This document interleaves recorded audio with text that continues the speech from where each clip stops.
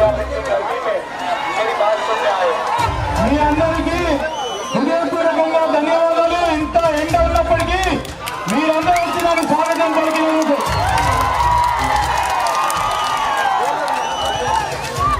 2004 में कांग्रेस पार्टी ने आपसे वायदा किया था तेलंगाना सभाएगा।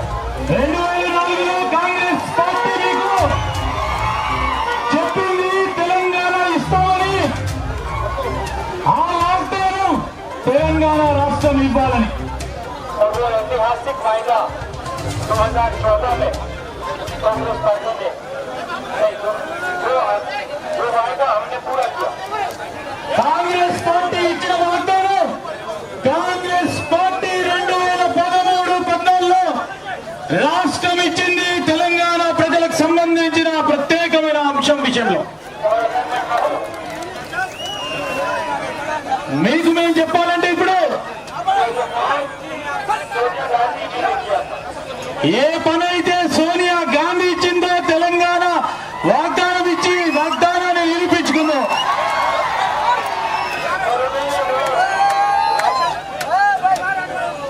और उन्होंने वो राजनीतिक फायदे के लिए नहीं किया, वो उन्होंने तेलंगाना की जनता, तेलंगाना के गरीब लोगों के लिए किया था।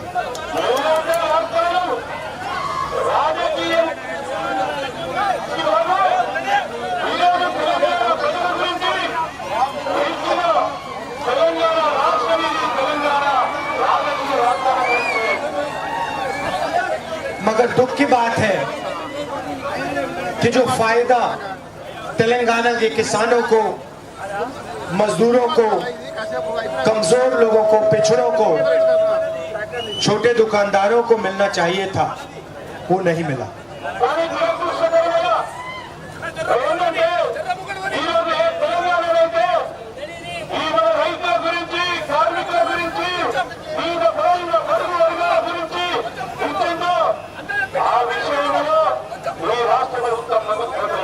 और आज तकरीबन 10 साल बाद दोराला तेलंगाना और प्रजाला तेलंगाना के बीच में लड़ाई हो रही है।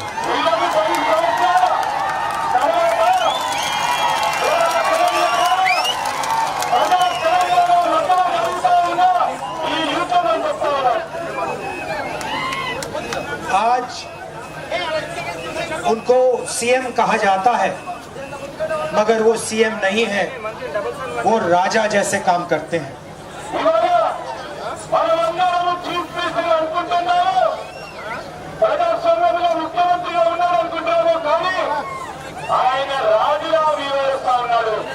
पूरा का पूरा फायदा एक परिवार को मिलता है।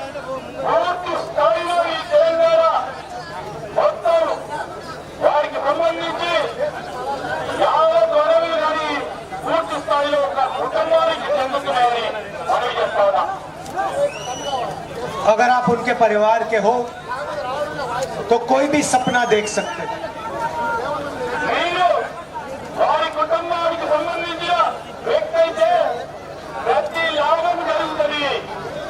मगर अगर आप किसान के बेटे हो, मजदूर के बेटे हो, तो आप कोई भी सपना तेलंगाना में नहीं पूरा कर सकते।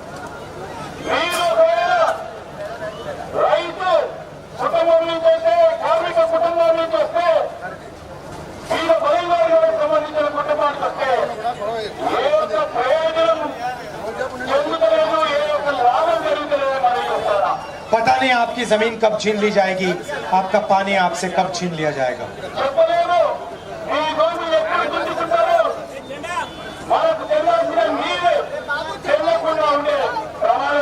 पानी की बात करें तो यहाँ सबसे बड़ा उदाहरण है।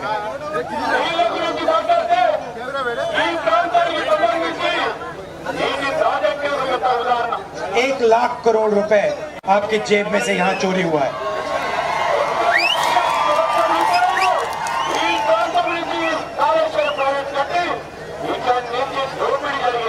और इससे आपका कोई फायदा नहीं हुआ। उनके कॉन्ट्रैक्टर्स का फायदा हुआ,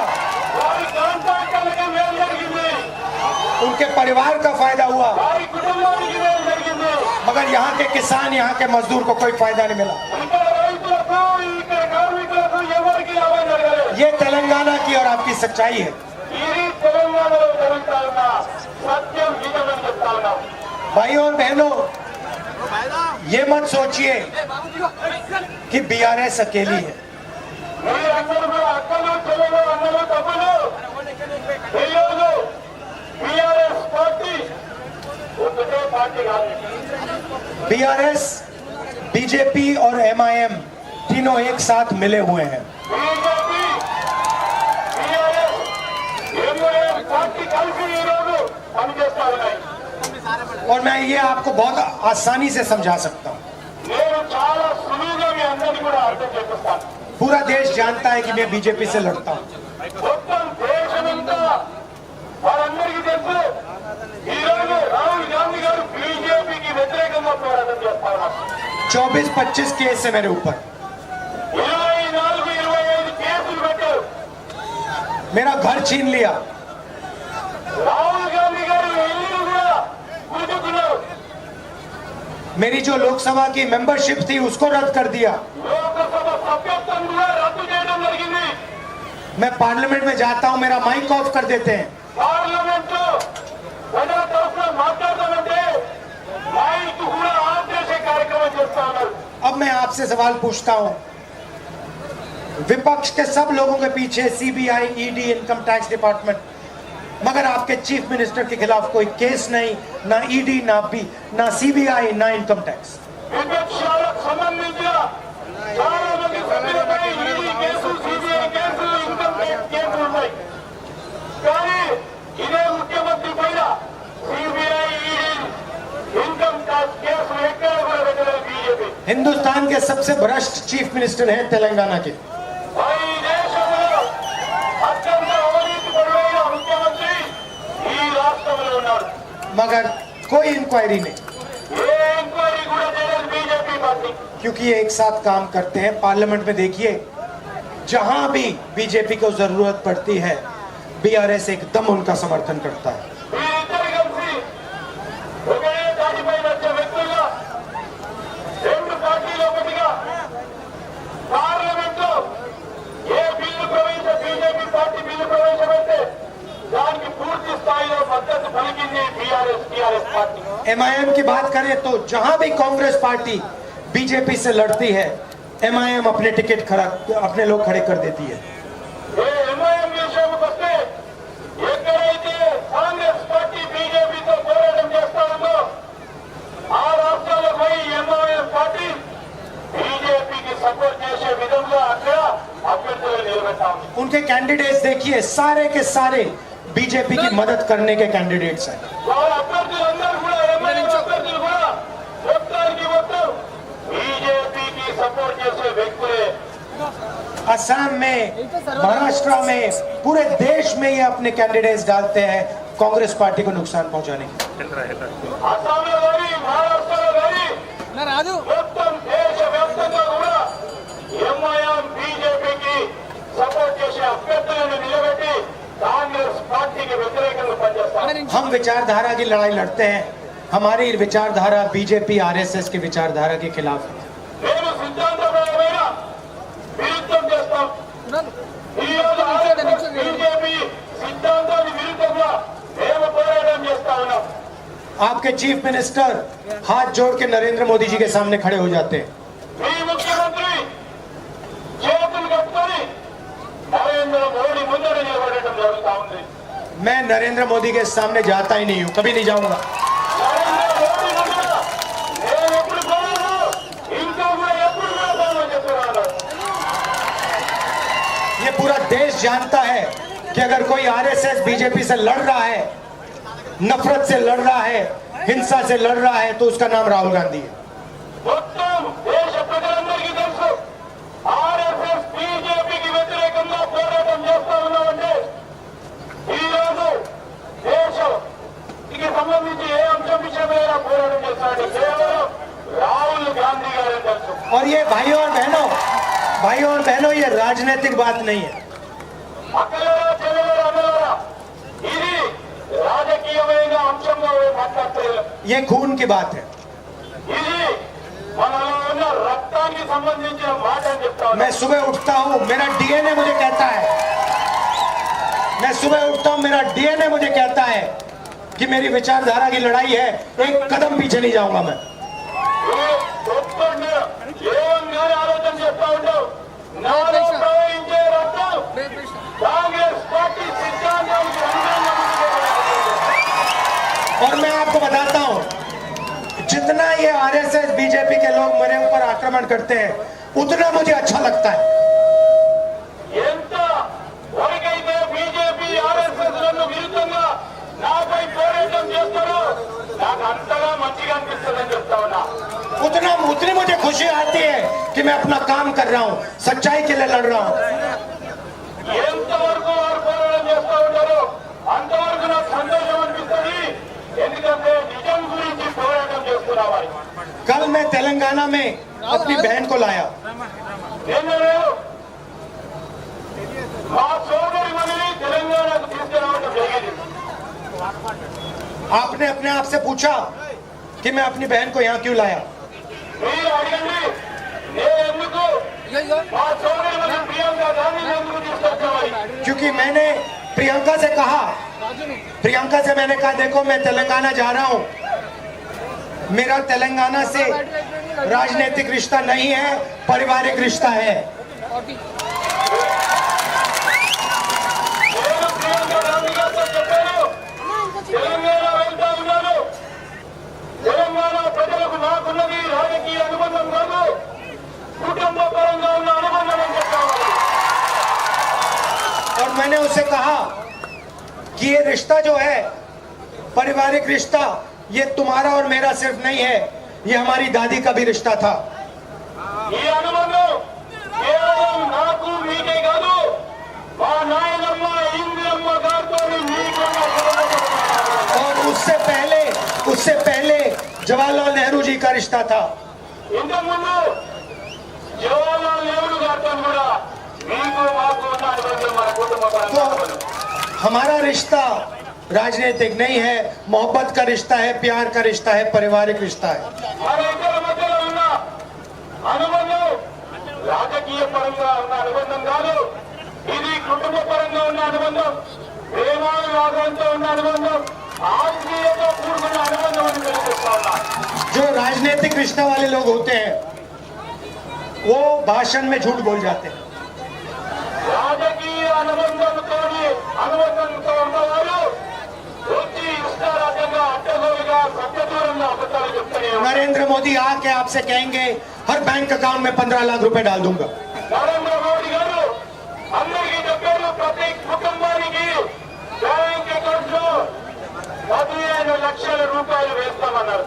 नोटबंदी से काले धन के खिलाफ लड़ाई लड़ जाऊंगा।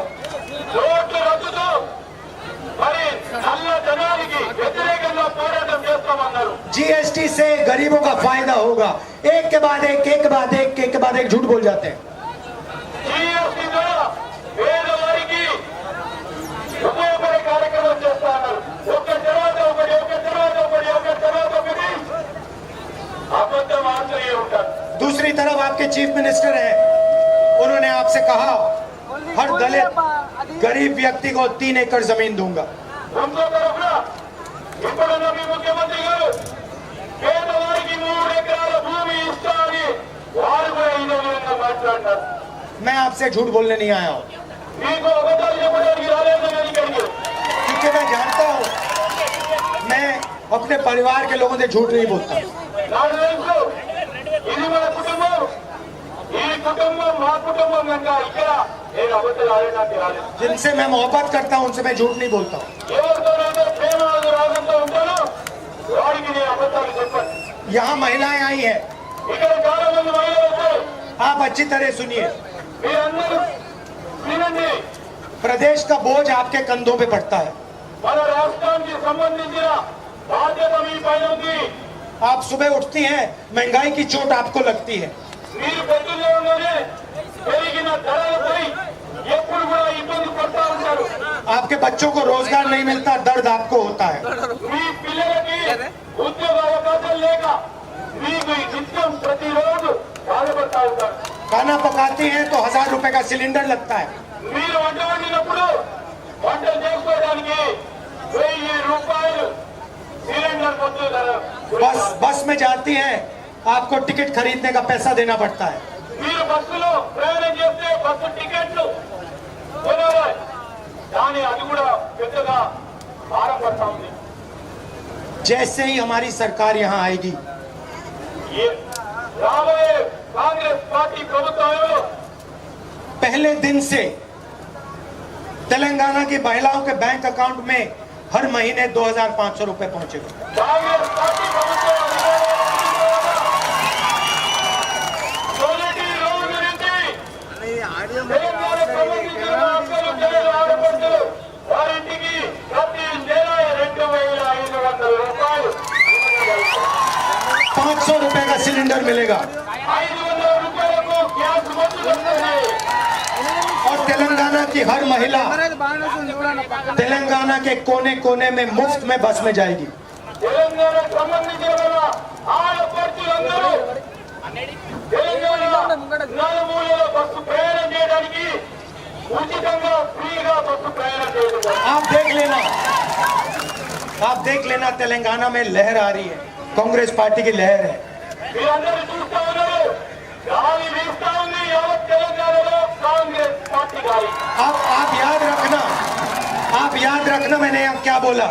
और जैसे ही हमारी सरकार आएगी, आप देखना, आप पूछना अपने आप से, जो राहुल गांधी ने कहा था क्या सच कहा था या झूठ बोला।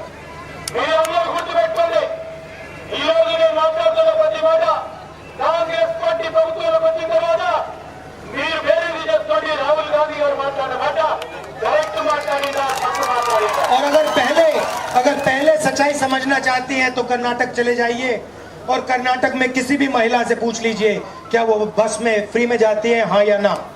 మీరు నిజం తెలుసుకోవాలంటే కర్ణాటకకు సంబంధించిన ఎవరినైనా అడగండి, ఆ కర్ణాటకకు సంబంధించిన అక్క చెల్లె అక్కడ ఫ్రీగా బస్సులో ప్రయాణం చేస్తా ఉన్నారు లేదో కనుక్కోండి అని చెప్తా ఉన్నా। उनसे पूछ लीजिएगा इनको बैंक अकाउंट में पैसा हर महीने आता है, हाँ या ना। వారు అక్కడ ఉన్న మహిళలు అడగండి, ప్రతి నెల మరి 2000 రూపాయలు అక్కడ కర్ణాటకకు సంబంధించి వారి ఇంటికి డబ్బులు వస్తున్నాయా లేవని అడగండి। उनसे पूछिए क्या वो 1000 रुपए का सिलेंडर खरीदते हैं, हाँ या ना। వాళ్ళ ఇంట్లో అక్కడ కర్ణాటకలో 1000 రూపాయలు పెట్టుకొని సిలిండర్ కొంటా ఉన్నారా లేదా అడగండి। भाइयों और बहनों, सबसे जरूरी बात अब मैं आपसे कहना चाहता हूँ। అక్కలారా అన్నలారా ముఖ్యమైన విషయం నేను చెప్పదలుచుకున్నా। हिंदुस्तान में अलग अलग समाज के लोग हैं। ఈ దేశంలో వివిధ వర్గాలకు సంబంధించిన ప్రజలు ఉన్నారు। ओबीसी हैं, दलित हैं, आदिवासी हैं, माइनॉरिटीज के लोग हैं, जनरल कास्ट के लोग हैं। ఈ రోజు ఈ దేశంలో ఓబీసీలు ఉన్నారు, మహిళలు ఉన్నారు, ఎస్సీ ఎస్టీలు ఉన్నారు, మైనారిటీలు ఉన్నారు, అదేవిధంగా జనరల్ ఓసీ కేటగిరీకి సంబంధించిన వ్యక్తులు ఉన్నారు। हम चाहते हैं कि सब लोगों की भागीदारी हो हिंदुस्तान को चलाने में। మేము కోరుతా ఉన్నాం, దేశానికి సంబంధించిన సంపదలో వాటా ప్రతి ఒక్క భారత పౌరుడికి చెందే విధంగా ఆలోచన చేస్తా ఉన్నాం। आज तेलंगाना में किसी को नहीं मालूम कि तेलंगाना का धन कहाँ जा रहा है, किसके हाथ में है। ఈ రోజు తెలంగాణ రాష్ట్రంలో తెలంగాణకు సంబంధించిన సంపద ఎక్కడ పోతా ఉంది, ఏ విధంగా ఖర్చు చేస్తా ఉన్నారు అని ఎవరికి కూడా తెలియదు। अगर मैं आपसे पूछूं कि तेलंगाना में पिछड़ों की क्या आबादी है, आप मुझे नहीं बता सकते। ఈ రోజు మిమ్మల్ని అడిగితే తెలంగాణకు సంబంధించిన ఓబీసీ సంబంధించిన జనాభా ఎంత ఉందంటే జనాభా లెక్కలేదు। चलो मैं आपसे पूछता हूं, मुझे बता दो तेलंगाना में पिछड़े वर्ग की कितनी आबादी है। ఈ రోజు మేము అడుగుతా ఉన్నాం, తెలంగాణకు సంబంధించి ఓబీసీలకు కానీ ఎస్సీ ఎస్టీల మైనారిటీలకు సంబంధించిన జనాభా ఎంత ఉందంటే వాళ్ళ దగ్గర సమాధానం లేదు। देखो हजारों लोग खड़े हैं मगर इस सवाल का जवाब कोई नहीं दे सकता। ఈ రోజు వేలాది మంది ఉన్నారు, మేము అడిగిన ప్రశ్నకి ఎవరు కూడా సమాధానం చెప్పలేకపోతా ఉన్నారు। सही बात है। ఇది కరెక్టా కాదా?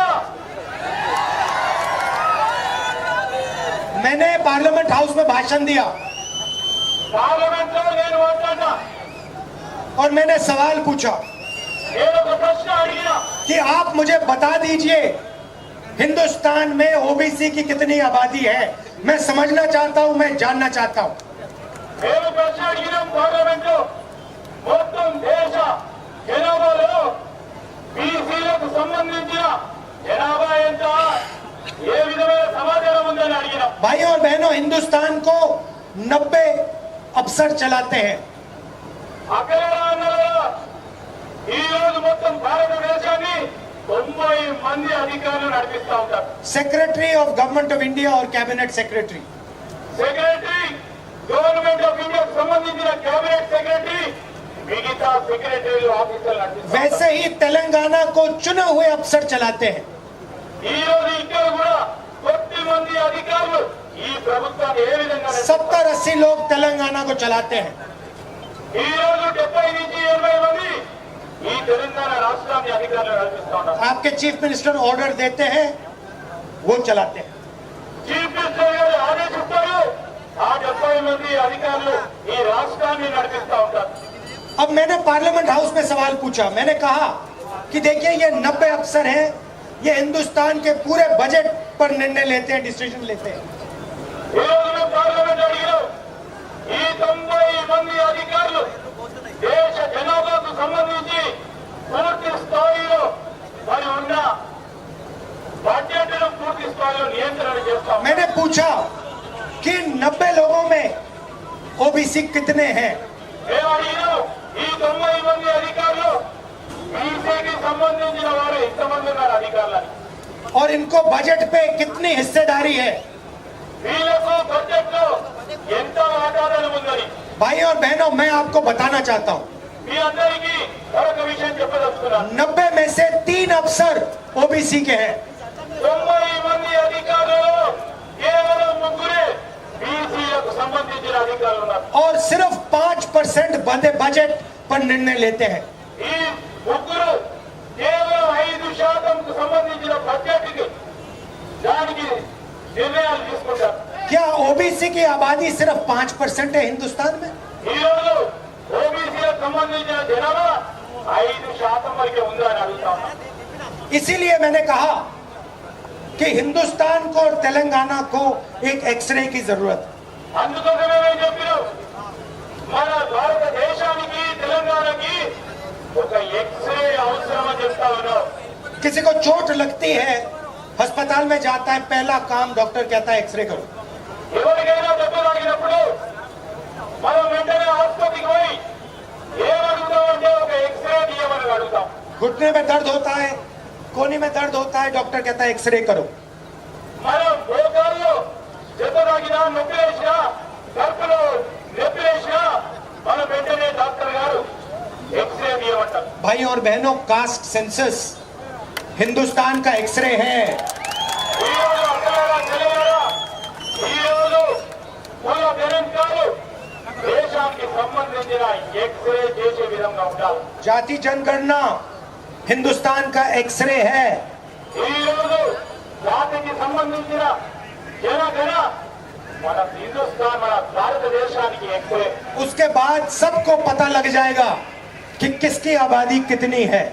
దాని తర్వాత అందరికీ తెలుస్తుంది ఈ దేశ జనాభాలో ఎవరు ఎంత జనాభా ప్రతిపత్తి ఉంది అని దేశ ప్రజలందరికీ కూడా और తెలుస్తుంది. सबको पता लग जाएगा हिंदुस्तान का धन कहां जा रहा है। అందరికీ అప్పుడు తెలుస్తుంది దేశానికి సంబంధించిన సమత ఎక్కడ పోతుందని. इसीलिए मैं चाहता हूं कि पूरे देश में कास्ट सेंसस हो। అందుకోసమే మేము కోరుతా ఉన్నాము, మొత్తం యావత్ దేశంలో కుల గణాంకాలు జరగాలి. गरीब लोगों को दर्द हो रहा है, किसानों को दर्द हो रहा है, मजदूरों को दर्द हो रहा है, छोटे दुकानदारों को दर्द हो रहा है, इसलिए हम एक्सरे कराना चाहते हैं। ఈ రోజు మనం పేదవారికి బాధలున్నాయి, రైతులకు బాధలున్నాయి, కార్మికులకు బాధలున్నాయి, అలాంటి చిన్న షాపుల వారికి, వాణిజ్యం వ్యాపారం చేసే వారికి ఇబ్బంది పడతా ఉన్నారు, బాధలున్నాయి. అందుకోసమే ఆ బాధ నివారణ గురించి ఎక్స్రే తీస్తే తప్ప తెలియదని నేను అందుకోసం అడుగుతా ఉన్నాను. गौतम अदानी नाम आपने सुना होगा, सुना है? గౌతమ్ అదానీ పేరు విన్నారా? नाम सुना है? విన్నారా? लाखों करोड़ रुपए हिंदुस्तान की सरकार ने उसको दिया है। లక్షలాది రూపాయలు కోట్లాది రూపాయలు భారతదేశ ప్రభుత్వం అదానికి ఇచ్చింది. एयरपोर्ट दिए हैं, पोर्ट दिए हैं, सड़कें दिए हैं, ఎయిర్పోర్ట్ ఇచ్చింది, సీపోర్ట్ ఇచ్చింది, అదే విధంగా ఈ రోడ్లు కూడా వారికే ఇవ్వడం జరిగింది. पूरा का पूरा हिंदुस्तान का इंफ्रास्ट्रक्चर पकड़ा रखा है।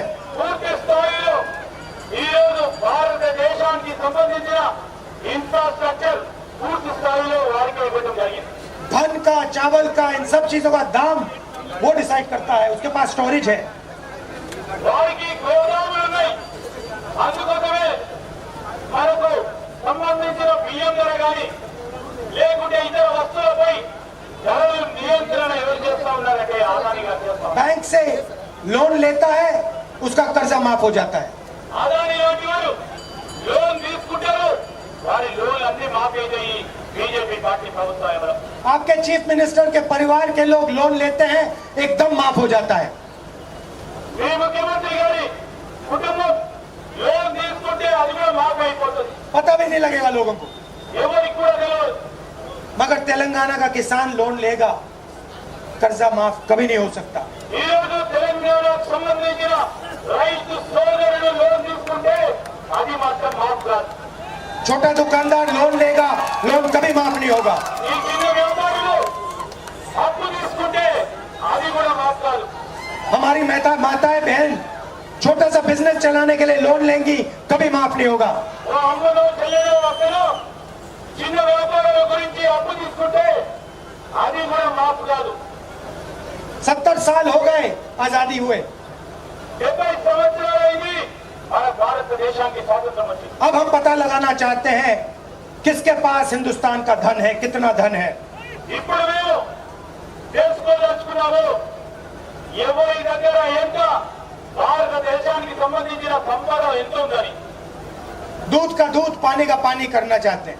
ఈ రోజు మరి నీటికి నీళ్లు మరి అదేవిధంగా పాలకు పాలు నీటికి నీరు తెలిసే విధంగా మేము ఎంకరేజ్ చేయదలుచుకున్నాం. इसलिए हम जाति जनगणना करवाना चाहते हैं। అందుకోసమే ఈ రోజు మనము బీసీల జనానికి సంబంధించిన సెన్సస్ చేయమని కోరుతా ఉన్నాం.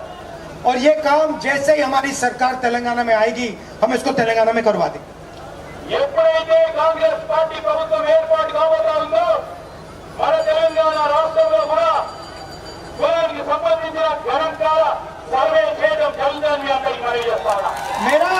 मेरा नरेंद्र मोदी से और केसीआर से सवाल है, आप एक्सरे से क्यों डरते हो? ఈ రోజు మేము నరేంద్ర మోడీ గారిని ప్రశ్నిస్తా ఉన్నాం. మేము అడిగిన ఎక్స్రేకి ఎందుకు భయపడతా ఉన్నారని, क्या छुपा रखा है आप लोगों ने? ఏమి దాచిపెట్టారని అడుగుతా ఉన్నాం.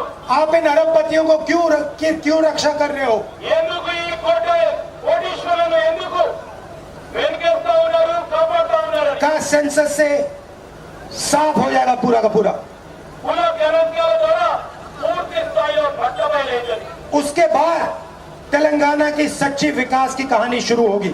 ఈ తర్వాత తెలంగాణకు సంబంధించిన అభివృద్ధి సంక్షేమం పూర్తి స్థాయిలో మొదలుగా और गरीब लोगों को तेलंगाना में भागीदारी मिलेगी। పేదవారికి తెలంగాణ సమాజంలో భాగస్వాములు చేస్తుంది కాంగ్రెస్. और जो आपने सपना देखा था, वो सपना पूरा होना शुरू हो जाएगा। ఏ కళ అయితే మీరు కళలో ఆ కళను అమలు పరచడానికి కాంగ్రెస్ పార్టీ ప్రభుత్వం రాగానే మొదలు చేస్తాం. आपने इतने प्यार से मेरी बात सुनी, इसके लिए बहुत बहुत धन्यवाद। మీ అందరూ కూడా చాలా ప్రేమపూర్వకంగా అభిమానంలో నేను చెప్పిన రెండు మాటలు విన్నందుకు హృదయపూర్వకంగా కృతజ్ఞతలు తెలియజేస్తున్నాను. नमस्कार, जय हिंद।